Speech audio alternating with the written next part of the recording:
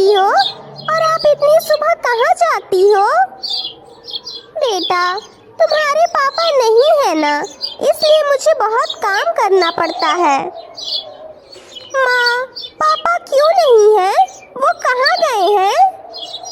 बेटा, जब तुम हुए थे तब तुम्हारे पापा तुम्हारे लिए नए नए कपड़े लाने शहर गए थे, पर उसके बाद वो कभी वापस नहीं लौटे।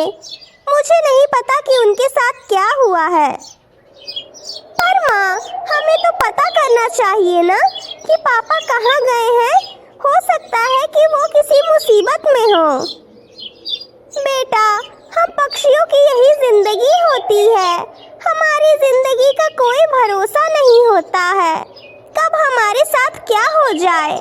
मैंने उन्हें बहुत ढूंढने की कोशिश की, पर मैं तुम्हें अकेले छोड़कर कितने दिन बाहर जाती उन्हें ढूंढने के लिए।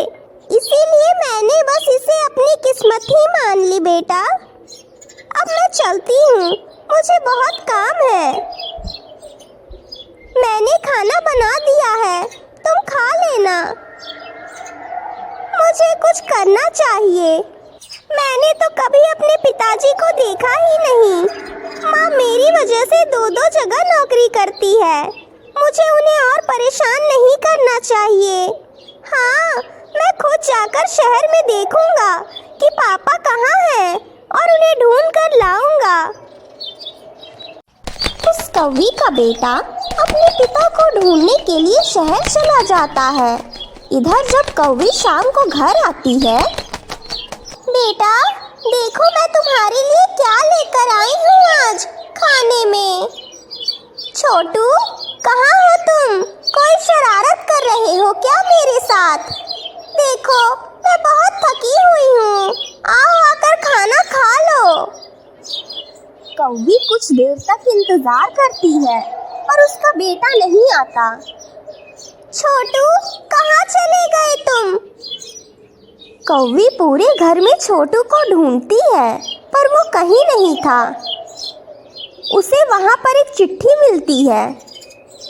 चिट्ठी? ये कैसी चिट्ठी है? वो कौवी उस चिट्ठी को पढ़ती है।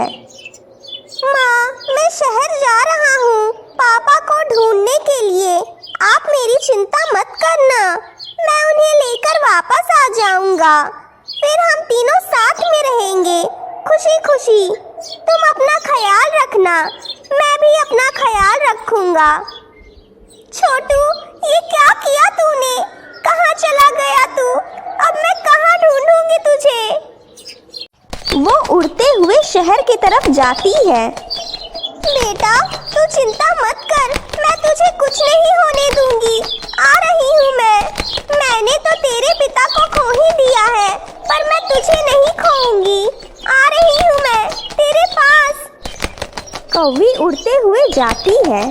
शहर जाते जाते उसे सुबह से रात हो जाती है। वो एक पेड़ की टहनी पर बैठ जाती है। ठंडी ठंडी हवा चलती है और उसी बीच उसकी आँख लग जाती है। माँ, माँ, उठो। इस आवाज़ से कौवी की आँख खुलती है। वह देखती है कि उसके सामने उसका बेटा और उसका पति खड़े हैं। बेटा तू ठीक है? मैं सपना तो नहीं देख रही हूँ ना? और आप इतने महीनों बाद कहाँ थे आप? मुझे तो लग रहा है कि मैं कोई सपना देख रही हूँ। ये सच कैसे हो सकता है? आप दोनों ठीक हैं और मेरे सामने हैं। हाँ माँ, ये पिताजी ही हैं। और आप कोई सपना नहीं देख रही हैं। हाँ प्यारी, मैं हूँ तुम्हारा सुंदर। ये सब क्या हो रहा है और कैसे हो रहा है? मुझे तो कुछ समझ में ही नहीं आ रहा है। माँ, मैं आपको समझाता हूँ। मैं जब शहर जाने के लिए निकला तो उड़ते उड़ते मैं शहर के आगे वाले गांव में एक पेड़ के ऊपर बैठ गया। वहाँ पर एक ढाबे पे मैंने पिताजी को काम करते हुए देखा। मुझे लगा कि मैंने इन्हें कहीं तो देखा है। फिर मुझे याद आया कि आपने मुझे पिताजी की तस्वीर दिखाई थी। मैं उड़ते हुए उनके पास गया और मैंने इनसे कहा कि आप मेरे पिताजी हैं। क्या आप 4 महीने पहले घर से बाहर आए थे? इन्हें तो यकीन ही नहीं हुआ कि ये मैं हूँ। जब आप सही सलामत थे तो आप वापस क्यों नहीं आए मेरे और छोटू के पास? आपने क्यों किया मेरे और छोटू के साथ ऐसा? नहीं प्यारी, मैं बहुत मजबूर था। जब छोटू पैदा हुआ था तो मैं इसके लिए कपड़ा लाने के लिए शहर जा रहा था। तब मैं एक कबूतर के ढाबे पर उतरा जहाँ पर मैं काम करता हूँ। मैंने उससे कुछ खाने के लिए मांगा, पर मुझसे गलती ये हो गई, मेरे हाथ से उसके शीशे का ग्लास छूट गया और वो जाके कबूतर के बेटे के पैर में गिर गया, जिसकी वजह से वो चोटिल हो गया। वो कबूतर बहुत गुस्साया और उसने मुझसे कहा कि मैं तब तक उसके यहाँ नौकर बनकर काम करूँगा जब तक कि उसका बेटा ठीक नहीं हो जाता। यहाँ तक कि उसने मुझे तुम लोगों को खबर भी करने नहीं दी। मैं बहुत तकलीफ में था कि मुझे अपने बेटे से इतने दिन दूर रहना पड़ा और तुमसे दूर रहना पड़ा। मैं तुम लोगों को बताना चाहता था कि मैं जिंदा हूँ। मुझे लगता था कि तुम लोग यही समझते होगे कि मुझे कुछ हो गया है, पर आज जब मैंने अपने बेटे को देखा तो मुझे सांस में सांस आई।